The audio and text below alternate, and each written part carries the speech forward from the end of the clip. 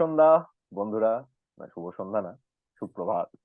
কারণ এখন ঘড়ির কাঁটা 3:18 ছুঁই ছুঁই ছুঁই, 3:30 দিকে এগিয়ে চলেছি আমরা। রাত্রিবেলা 12:30টার সময় ভারতের একটা ফুটবল ম্যাচ ছিল আফগানিস্তানের বিরুদ্ধে। ম্যাচটা হয়েছিল সৌদি আরবে। এটা এটা ওয়ার্ল্ড কাপ কোয়ালিফাইং ম্যাচ। স্বর্ণাব, এর আগে কখনো 12:30টার সময় ভারতের ম্যাচ দেখেছে বলে মনে করছে ফুটবল খেলা? ফুটবল খেলায় দেখিনি। তবে এরকম রাত যেন আরো দেখতে পাই সেই আশা নিয়ে আজকে খেলা দেখা। হ্যাঁ, এটা একদম ভালো কথা বলেছে স্বর্ণাব। আফগানিস্তানের সাথে যে আশা নিয়ে স্বর্ণাব ফুটবল ম্যাচটা, আমিও যে আশা নিয়ে দেখতে বসেছিলাম, ওয়ার্ল্ড কাপ কোয়ালিফাই করবে ভারত, আবার আমরা জয়ের ধ্বজা নিয়ে এগিয়ে যাব, সেরকম খুব একটা দেখা গেল না। একটা শূন্য শূন্য, একটা মেরে মেরে ম্যাচ বলাই হুম যায়। হুম হুম স্বর্ণাব, তোমার ম্যাচের ওভারঅল রিয়াকশন কি তুমি বলো? তোমার টিম সিলেকশন নিয়ে তোমার কি মতামত কিরকম ছিল? নতুন তো মুখ দেখা গেল কিছু। দেখো, ম্যাচ রিয়াকশন বলতে গেলে তুমি যেটা বললে এটা একটা খুবই ডাল ম্যাচ হলো। কারণ আমরা এক্সপেক্ট করেছিলাম যে দুই দলই এটার পিছনে যাবে, কারণ এই যে পয়েন্ট গুলো এটা ইন্ডিয়ার কাছে এবং আহ, আফগানিস্তানের কাছেও যথেষ্ট গেটেবল পয়েন্টস ছিল। তো আমার মনে হয় দুটো টিমই পয়েন্টস লস্ট হিসেবে দেখবে এই খেলাটাকে। দুটো টিমই পয়েন্টস লস হিসেবে দেখবে, কিন্তু আহ, খেলার শুরু থেকেই ইন্ডিয়া মোটামুটি একটা ম্যাচের রাশ নিজের হাতে নেওয়ার একটা প্রচেষ্টা দেখা গেল। কিন্তু মনে হয় যে কিছু সমস্যাপাতি হচ্ছিল, কারণ না হলে ডাল ম্যাচ হওয়া সত্ত্বেও তিনটে বড় চান্স, বলা যায় ম্যাচের সব থেকে বড় চান্স গুলো কিন্তু ভারতের হাতেই, ইন্ডিয়ার হ্যাঁ হাতেই হ্যাঁ, পড়েছিল। শুরুতেই তুমি যদি দেখো 15 মিনিটের মাথায় মানবীরের যে চান্সটা, যেটা বাঁ দিক থেকে ছাংতে বোধহয় ক্রস করলো, শান্তে। একটা দারুণ ক্রস, বেশ সহজ সুযোগ বলাই যায়। তারপরে আবার ধরো 57 মিনিটে যেটা বিক্রম প্রতাপ সিং গোল করেই চলেছে, ফর্মে আছে। বাঁ দিক থেকে আকাশ মিশ্রার ক্রস, ভালো ক্রস, হেড করতে পারলো না। 78 মিনিটে কর্নার ব্র্যান্ডনের, সুভাশিস গোল করতে পারলো না। কি সমস্যা কি হলো বলো তো এই গোলগুলো? কি বলবো, যে এটা কি একটা মিসড অপরচুনিটিস, মানে চান্স গুলো তো আমরা কিন্তু ম্যাচটা জিততেই পারতাম। না, মিসড অপরচুনিটিস তো বটেই। ল্যাক অফ ক্লিনিক্যাল ফিনিশার্স, এই বিষয়ে আমরা আগেও আলোচনা করেছি যে হুম। ইন্ডিয়ান সুপার লিগে মানে নানা রকম টিমরা একটা বিদেশি স্ট্রাইকার এনে ইন্ডিয়ানদেরকে স্ট্রাইকে খেলাচ্ছে না, যার ফলে হুম। সুনীল ছেত্রীর পরে আমরা কোনো অল্টারনেটিভ খুঁজে পাচ্ছি না এখনো। তো হুম। এবার তো একটা ল্যাক অফ ক্লিনিক্যাল ফরওয়ার্ড যদি থাকে তাহলে তো গোল আসা মুশকিল। প্লাস যেখানে আমরা দেখতে পাচ্ছি যে সাহাল আব্দুল সামাদ, যে টিমের মেন ক্রিয়েটিভ মিডফিল্ডার, সে ইনজিওর। তো হুম। মিডফিল্ড থেকে আমাদের আউটপুটটা অনেকটাই কমে গেল। তো আমাদের ইন্ডিয়া টিমকে মেনলি এখন ইউজ করতে হবে ফ্ল্যাঙ্ক দুটো, এবং ফ্ল্যাঙ্ক থেকে বল এসছে, বল আসেনি তা নয়, সার্ভিস এসছে। এবার সেইগুলো ফরওয়ার্ড ম্যান, স্ট্রাইক ম্যান যারা আছে তাদেরকে গোল দিতে হবে। কিন্তু তুমি এই যে বলছো যে ক্রিয়েটিভ যে চ্যানেলটা, সেটা ইন্ডিয়ার বেশ বন্ধ, অনেকদিন ধরেই বন্ধ। কিন্তু আজকে ম্যাচের যে টিম সিলেকশন, যে ফরমেশনে 4-2-3-1 বলো বা 4-4-1-1 বলো, এই যে মাঝখানে যে হোল্ডিং পজিশন, যেটাকে আমরা বলি 10 নম্বর, নাম্বার 10 পজিশন, যে মূল যে ক্রিয়েটিভ পজিশনটা, সেখানে তো মনে হচ্ছিল যে সুনীল ছেত্রীর খেলার কথা। হুম। এবার সুনীল ছেত্রী খেলা সত্ত্বেও সেই পজিশনে সুনীল ছেত্রী সেরকম দাগ কাটতে পারলেন না, না তেমন কিছু চান্সও তিনি ক্রিয়েট করতে পারেননি। কি মনে হয় যে সুনীল ছেত্রী, এটা কি একটা অনভিজ্ঞ পজিশনে খেলানোর জন্য, নাকি অন্য কোনো কারণ? না, আমার মনে হয় যে সুনীল ছেত্রী দীর্ঘদিনের যে এক্সপিরিয়েন্স, সেই দিক থেকে দেখতে গেলে সুনীল ছেত্রীর একটু বেটার পারফর্ম করা উচিত ছিল। এবার আহ, হ্যাঁ, আমরা মানে এটা তো মানে অস্বীকার করার কোনো জায়গা নেই যে সুনীল ছেত্রী এই পজিশনে খেলে অভ্যস্ত নন। হুম। কিন্তু তো আহ, মোহনবাগানের হয়ে যখন খেলতো তখন আমরা সুব্রত ভট্টাচার্যকে দেখিয়েছিলাম মাঝে মাঠে খেলাচ্ছে সুনীল সেটা প্রায় ছেত্রীকে। 10 বছর আগেকার কথা। 10 বছর আগেকার কথা, হ্যাঁ, হ্যাঁ। একদমই একদম। তো এবার সাহালের ইনজুরিটা খুবই আনফরচুনেট, একেবারে লাস্ট মোমেন্টে হয়েছে, ক্যাম্পে কল আপ হওয়ার একদম পরেই হয়েছে। তো আমি বুঝতে পারছি যে স্টিমাচের হাতে খুব বেশি অপশনসও এখানে ছিল না।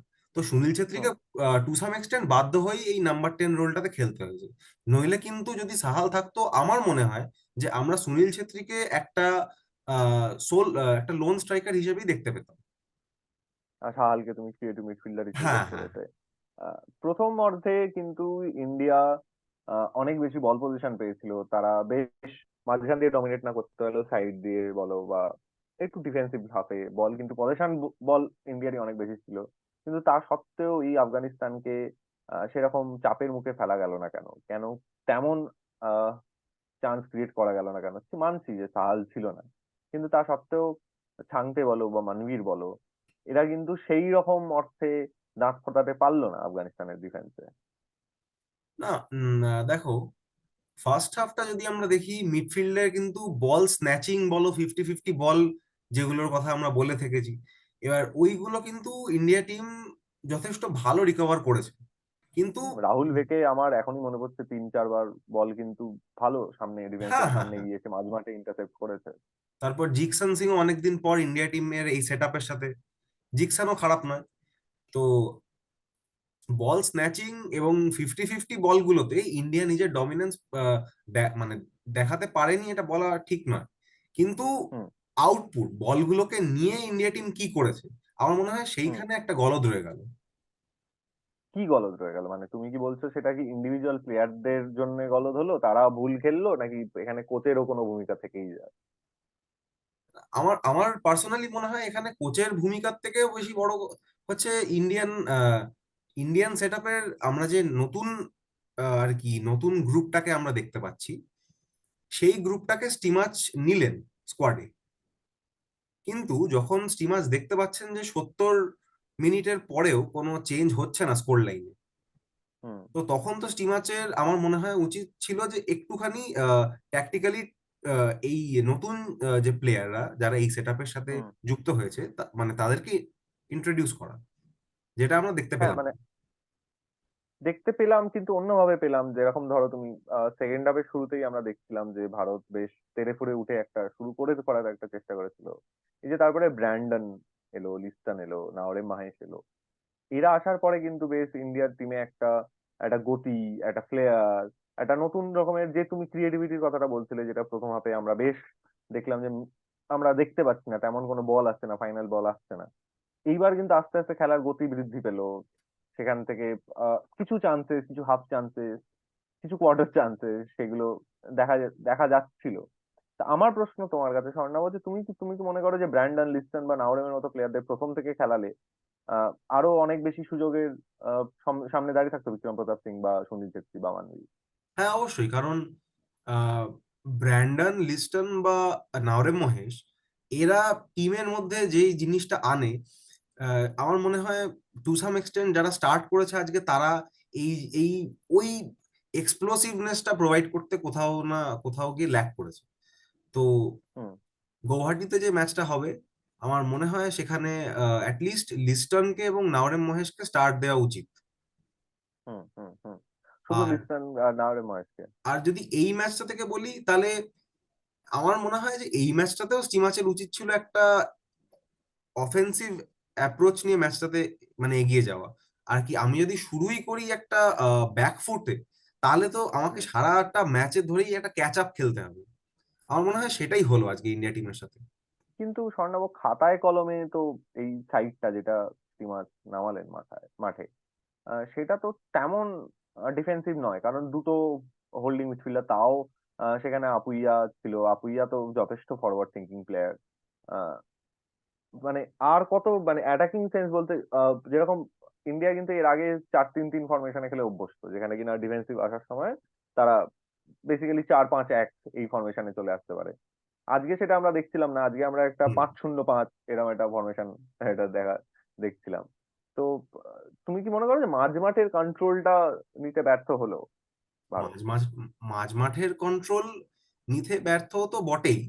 আর আফগানিস্তান বারবার যখন ইন্ডিয়া অ্যাটাকে উঠছিল, আফগানিস্তান বারবার কাউন্টার অ্যাটাক করার চান্স পাচ্ছিল, যেটা হুম। তুমি একটু আগে বললে যে একটা অদ্ভুত 5-0-5 ফরমেশন আমরা দেখতে পেয়েছি, হুম।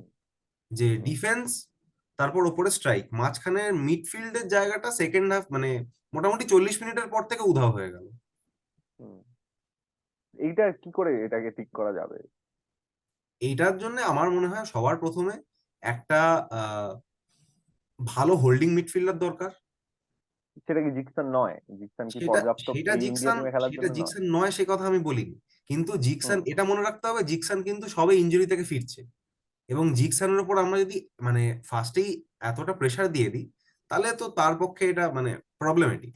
আমরা দেখেছি মানে যে কোনো বড় প্লেয়ারেরই রিহ্যাব করে ফিরতে একটা সময় লাগে। হুম। বেশ, এই ভারত নিয়ে অনেক কথা হলো। আহ যতই ভারত এতগুলো চান্স ক্রিয়েট করুক, সেরকম কিন্তু একদম থ্রিটার যাকে বলি আমরা, সেটা কিন্তু তৈরি হলো না তেমন। মানবীরের চান্সটা যদি, ওটাকেও তুমি যদি 70-30 ধরো, ওটা বড় চান্স মানছি, কিন্তু একেবারেই ওপেন নেট মিস করে ফেলছে না এরকম না চান্স না। কিন্তু ভারত একটাও তৈরি করতে পারেনি।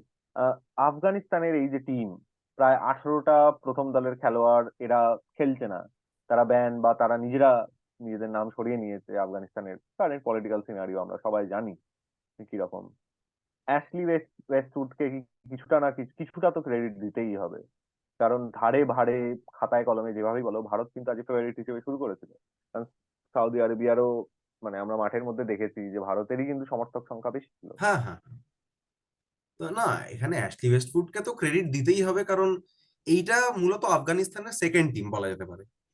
হুম। ওদের পলিটিক্যাল সিনারিওর জন্য ওদের আহ, 7 না 8 জন প্লেয়ার ফার্স্ট টিম থেকে উইথড্র করে নিয়েছে।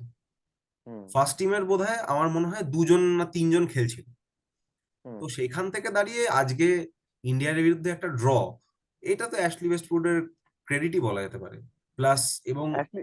এবং আফগানিস্তান একটা যথেষ্ট ক্লিয়ার স্ট্র্যাটেজি নিয়ে খেলতে নেমেছিল, যে হুম। ওরা এক্স্যাক্টলি এই গেমটার থেকে কি চাইছে।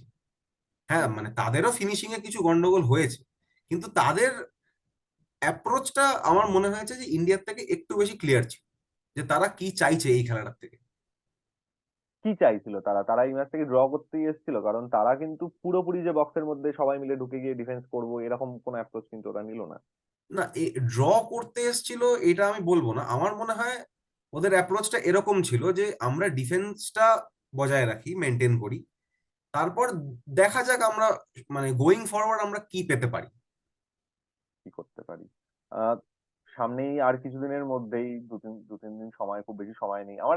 এটা একটা কারণ মনে হয় যে এই ব্র্যান্ডন লিস্টনকে প্রথম থেকে না খেলানোর, এটাও বোধহয় একটা বড় কারণ। যে সামনেই 2 দিন 4 দিন 3 দিন বাদে 26 তারিখে ম্যাচ। 26 তারিখ। আজকে তো 23 তারিখ, আজকে বোধহয় 22 তারিখ তো হয়েই গেল। হুম হুম হুম। আহ এই জন্য হয়তো তাদের বিশ্রাম দিয়েছে, তাদের বোধহয় হোল্ড করে রাখলো স্টিমার, এই জন্য আমি জানি না ঠিক কি কারণে। কিন্তু খুব বেশি এই ম্যাচটা নিয়ে বোধহয় আর পড়ে থাকলে হবে না। 26 তারিখের পরে কুয়েতের সাথে আবার একটা ম্যাচ, এই দুটো ম্যাচ ইন্ডিয়াকে জিততেই হবে। কারণ না হলে আমার এই মুহূর্তে ওরা সেকেন্ডে আছে এখনো, গ্রুপ এ তে ওয়ার্ল্ড কাপ কোয়ালিফায়ার সেকেন্ড স্টেজে। যদি ভালো কিছু করতে হয়, যদি পরের রাউন্ডে যেতে হয়, দুটো মাস্ট উইন ম্যাচ, গুয়াহাটিতে ম্যাচ, নিজেদের ঘরের মাঠে। কি চেঞ্জেস তুমি দেখতে পাচ্ছ স্বর্ণাভ? পার্সোনাল চেঞ্জেস তুমি বললে যে ব্র্যান্ডন লিস্টন বা নাওরেম, এদের তুমি প্রথম থেকে দেখতে চাইছো কোনো অ্যাপ্রোচে বা ট্যাকটিসে? কি রকম, কি তুমি মূল কি পরিবর্তনটা দেখতে চাইছো? মূল পরিবর্তন বলতে আমার মনে হয় যে মানে যদি পার্সোনালের কথা বলতে হয়, হুম। তাহলে উইং এ আমি আরেকটু পেস দেখতে চাই। হুম। এবং মানভীর মোহনবাগান এর হয়ে যেরকম ক্লিনিক্যাল তার পারফরমেন্স, আমার মনে হয়েছে কোথাও না কোথাও এএফসি এশিয়ান কাপ থেকে নিয়ে মানে আজকের ম্যাচটাও যদি আমি কনসিডার করি, মানভীরের পারফরমেন্স হুম। ইন্ডিয়ার জার্সিতে একটু ডাউন লাস্ট 3-4টে ম্যাচ ধরে। কেন বলো তো এরকম কেন মনে হয়? কারণ সত্যিই তো মোহনবাগানের হয়ে তো বেশ ভালোই ফর্মে আছে, গোল করছে, অ্যাসিস্ট করছে, তো গোটা না দেখো, ম্যাচটা ও দাপিয়ে খেলে। মোহনবাগানের তোমাকে সেট আপটাও দেখতে হবে, যে হুম। মোহনবাগানে মনবীরের মানে সঙ্গে এবং পাশে কোন প্লেয়াররা আছে। যেরকম হুম। মনবীরের পাশে একটা তোমার দিমিত্রি পেত্রাতস আছে, জনি কাউকো আছে। এবার এদের ইনফ্লুয়েন্সটা তো একটা পিচে মানে অস্বীকার করার কোনো জায়গা হিউজ। নেই। হুম। হুম। তো সেই সাপোর্টটা মনবীর হয়তো ইন্ডিয়া টিমে ল্যাক করছে। সেই একটু দেখে একটু আন্ডার কনফিডেন্ট মনে হলো। আমি জানি না কেন ও নীল হ্যাঁ জার্সি হ্যাঁ গায়ে চাপিয়ে নামলেই ওকে একটু আন্ডার কনফিডেন্ট মনে হয়। তুমি পার্সোনাল চেঞ্জেস দেখতে চাইছো? তুমি আমায় বলছিলে যে অ্যাপ্রোচেও তুমি কিছু চেঞ্জেস দেখতে চাইছো? হ্যাঁ। অ্যাপ্রোচে আমার মনে হয় যে ইন্ডিয়া টিমের এই মুহূর্তে মানে একটা ওয়ার্ল্ড কাপ কোয়ালিফাইং ক্যাম্পেনে ইন্ডিয়ার হারানোর কিছু নেই। হুম। তো আমার মনে হয় ইন্ডিয়ার একটু আহ, আমি আমি স্টিমাচের অ্যাপ্রোচটা বুঝতে পারছি যে উনি মানে একটা রেসপেক্ট দিয়ে চলছেন একটা অপোজিশন টিমকে, কিন্তু আমার মনে হয় একটু ফিয়ারলেস যদি একটা অ্যাপ্রোচ হয়, তাহলে এখানে হুম। একটু বেটার পারফরমেন্স হওয়ার সম্ভাবনা আছে। তুমি কি একটু ক্লিয়ার করে বলবে যে ফিয়ারলেস অ্যাপ্রোচ বলতে কি বোঝাচ্ছ তুমি? ফিয়ারলেস অ্যাপ্রোচ বলতে আহ, এই যে আমরা আজকে দেখছিলাম যে আকাশ মিশ্র বা নিখিল পূজারি যখনই ক্রস করছে, ক্রসটা একটা মানে কি বলবো, একটা বক্সের খুবই মধ্যে খুব বেশি ম্যান নেই, খুব বেশি হ্যাঁ, বডি একটা নেই। খুবই টিমিড ক্রস, যেখানে বক্সের মধ্যে আহ, হয় সুনীল ছেত্রী দুটো ম্যান। বা নয় মান্না, হুম। এক কি বা দুজন হবে। বিক্রম প্রতাপ। হ্যাঁ, হ্যাঁ। তো এই অ্যাপ্রোচটা আমার মনে হয় যে এখানে যদি একটু বেশি লোক ঢোকানো যেতে পারে, স্টিমার যদি এটার পিছনে একটু দেখে, কারণ সেট পিস থেকে কিন্তু ইন্ডিয়া টিমকে আজ খুব খারাপ লাগেনি। হুম হুম হুম। তো এই সেট দেবজয় দা আর পিসটাকে, গৌরব এই নিয়ে আলোচনা করেছে যে হ্যাঁ সেট হ্যাঁ পিসে হ্যাঁ, কিন্তু ইন্ডিয়া একটা চান্স আছে। তো এই সেট পিসটাকে যদি একটা অস্ত্র বানিয়ে ইন্ডিয়া টিম সেটাকে ইউজ করতে পারে, তাহলে সেটা কাজে আসতে পারে পরবর্তীকালে। স্বর্ণাবও ইগলস টিম আজকে আমরা বারবার শুনেছি বলতে যে ভারতে সুনীল ছেত্রী যদি গোল না করে তাহলে কোনো স্ট্রাইকার নেই গোল করার। আজকে কিন্তু একজন নতুন স্ট্রাইকার ডেবিউ করলো, বিক্রম প্রতাপ সিং। কেমন দেখলি বিক্রম প্রতাপ সিংকে প্রথম 60-70 মিনিট মতো? বিক্রম প্রতাপ সিং প্রথম 15-20 মিনিট খুবই জলি, যেখানে বল হুম আমরা আমরা দেখছি বিক্রম প্রতাপ সিং সেখানে চলে যাচ্ছে। তারপর যখন একটু শান্ত হলেন, তখন আমরা দেখতে পেলাম যে বিক্রম প্রতাপ সিং কিন্তু নিজের অরিজিনাল যে পজিশন সেখানে ফিরে গেলেন। দ্যাট ইজ, হুম একটা উইং থেকে, একটা উইং ধরে নিলেন, সেই উইং থেকে তিনি অপারেট করছেন। এবার মাঝের মধ্যে আমরা দেখতে পাচ্ছি তাই সে উইং থেকে ঢুকে আসছে, মাঝের মধ্যে আমরা দেখছি সে উইং থেকে ক্রস করার চেষ্টা করছে। তো ফার্স্ট হাফটা নট ব্যাড, বাট আমার মনে হয় যে এখনো ফুল 90 মিনিটস বিক্রম প্রতাপ সিং এর ইন্ডিয়া টিমের জার্সি পরে করার সময় আসেনি। কিন্তু আচ্ছা। আমার মনে হয় হি ইজ এ প্রসপেক্ট, এবং ওনার যা ফর্ম এখন লিগে, মানে বিক্রম প্রতাপ সিং এর মতন প্লেয়াররাই এখন ফিউচার ইন্ডিয়া টিমের। তো ও এই, চান্সও তো পেলো একটা, সেটা যদি হ্যাঁ হ্যাঁ, কনভার্ট করতো তাহলে হয়তো ম্যাচের রং অন্যরকম হতে পারতো। সেটাই। আহ, বিক্রম প্রতাপ সিং পরের ম্যাচে স্টার্ট করবে কিনা, লিস্টন কুলাসো, ব্রেন্ডন ব্রেন্ডন এরা স্টার্ট করছে কিনা, আমরা সেগুলো সব দেখবো। ঘড়ির কাঁটা এদিকে আহ 4:45 ছুঁই ছুঁই। স্বর্ণাব চোখ দুটো ঢুলে আসছে। স্বর্ণাব তোমাকে আমরা ছেড়ে দেবো। আর স্বর্ণাব তুমি একবার এডিটিং যে টিমটা আছে তাকে ফোন করো, তাদের জিজ্ঞেস করো যে আজকে রাতেই তারা এই ভিডিওটা আপলোড করতে পারবে কিনা। যদি না পারে তাহলে কালকে সকালে এই ভিডিওটা আপলোড হবে। আপনারা আমাদের সঙ্গে থাকুন। আমরা কুয়েত কুয়েত ম্যাচ না, আফগানিস্তান ম্যাচের যে আফগানিস্তান। হোম ম্যাচ আমাদের ভারতের সাথে আফগানিস্তানের সাথে, গুয়াহাটিতে খেলা 26শে মার্চ। ভাগ্য ভালো যে সেটা রাত 12:30টায় হবে না। কারণ তুমি কি খুশি না দুঃখ পাচ্ছ তার জন্য? না দেখো, আমরা তো এখন ইউরোপিয়ান ফুটবল দেখি, তো আমাদের এই টাইমটা তো হ্যাঁ, অভ্যাস হয়ে গেছে।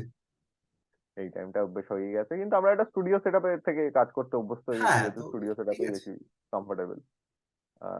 আপনারা আমাদের সঙ্গে সঙ্গে থাকুন। আমাদের ডেসক্রিপশন বক্সে যে সোশ্যাল মিডিয়া হ্যান্ডেল গুলো আছে সেগুলো ফলো করুন, লাইক করুন, সাবস্ক্রাইব করুন, শেয়ার করুন। অবশ্যই ভালো লাগলে, খারাপ লাগলে সেগুলো নিজের মতামত কমেন্টে জানান। আমাদের দেখতে থাকুন। আর আমাদের বাংলা চ্যানেলে নতুন একটা ফ্রেজ হয়েছে যেটা আমি এখনো পর্যন্ত মুখস্থ করতে পারিনি। বাংলা তথা ভারতীয় ফুটবলের জয় হোক। জয়।